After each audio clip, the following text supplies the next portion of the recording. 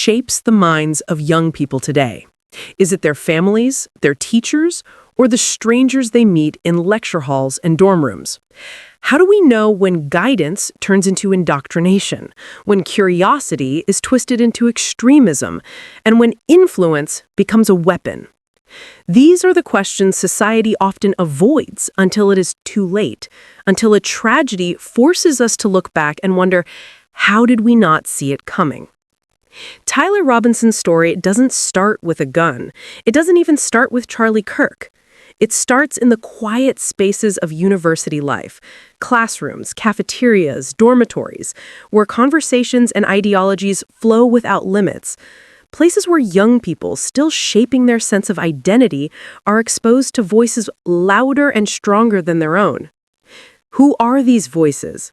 Professors with radical ideas, peers with extremist leanings, roommates introducing new perspectives that sound harmless at first but carry dangerous undercurrents.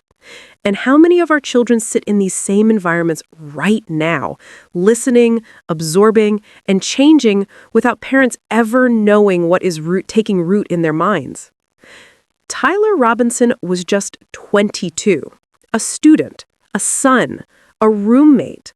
By every account, he grew up in a household that aligned with conservative ideals, the very kind of background that would have seemed unlikely to produce someone capable of targeting a conservative activist like Charlie Kirk. And yet, something shifted. Somewhere between his home and his campus, Robinson crossed a line. But who pushed him toward it? Was it the lectures that questioned everything he had been raised to believe? Was it the peers who mocked his background and offered him a new sense of belonging in exchange for his loyalty? Or was it the roommate? Yes, the one people now quietly mention, whose influence may have been far greater than anyone first admitted. This is where the investigation grows cold and unsettling, because if Robinson was shaped, molded, or pressured by the environment around him, then how many others are being shaped in similar ways right now? How many more tragedies are already in motion in dorm rooms and student groups across the country? And this leads us back to the moment that brought Tyler Robinson's name into national headlines: the assassination of Charlie Kirk. Kirk was not just a political figure. He was a lightning rod, beloved by many, despised by others, always in the center of controversy.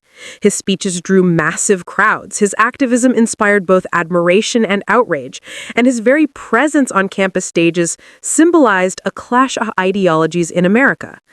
So when Robinson became the accused assassin, the narrative was offered was simple. Too simple. A lone gunman, a radicalized student, a crime of hatred or conviction. But look closer. Authorities initially painted the picture of a young man acting on his own. And yet almost immediately, the FBI began to investigate the possibility of an accomplice. Prosecutors hinted at new arrests. And quietly, without fanfare, investigators widened their net, tracking communications, seizing devices, questioning classmates, and even circling back to Robinson's roommate. Why? If this was truly a lone act, then why the continued suspicion? Why the hesitation to close the book on the case? Think about this carefully. If Robinson was influenced, then who did the influencing? If Robinson was manipulated, then who was pulling the strings? And if Robinson was not alone, then who else was in the shadows that day, planning, guiding, and waiting for their move? Society should be asking harder questions about the environments we place young people in. Are universities nurturing critical thinking, or are they breeding grounds for extremism? Are we protecting students from radical influences, or are we leaving them vulnerable to manipulation, all in the name of academic freedom and open discourse? And if this could happen to Tyler Robinson, a boy raised in a conservative home, then what about the thousands of other students, right now, caught between clashing ideologies on campuses across the country? This is the part no one wants to touch. But it's the most important piece of the puzzle, because if Robinson's transformation was not spontaneous, if it was guided, then the assassination of Charlie Kirk was not just the act of one troubled young man. It was the outcome of a system that failed him, failed to protect Kirk, and failed to protect us from what happens when ideas turn into orders. And the FBI knows this. That's why they're still looking. That's why prosecutors refuse to give straight answers. That's why there are whispers of additional arrests. But we must ask, why keep the public in the dark? Why leave families, communities, and even Kirk's supporters guessing, wondering, doubting, while pieces of the truth remain hidden behind closed doors? Could it be because the truth implicates more than just Robinson? Could it be because uncovering the full extent of influence, indoctrination, and accomplices would force society to confront something it doesn't want to admit? And here's the hardest question of all. If Tyler Robinson was in fact influenced, if he was radicalized in the very place we send our children to learn, then isn't society itself guilty? Isn't the system guilty for failing him before he ever held a weapon in his hands? When you follow the details, the contradictions multiply. Robinson's background, the sudden changes in his behavior, the unexplained gaps in his timeline, the people around him who remain silent or perhaps silenced, the FBI's refusal to say the words, "case closed." All of it points to one unavoidable reality. This is not over. The story is still unfolding, and every day that passes without full answers is another day where speculation grows, questions deepen, and trust in institutions erodes.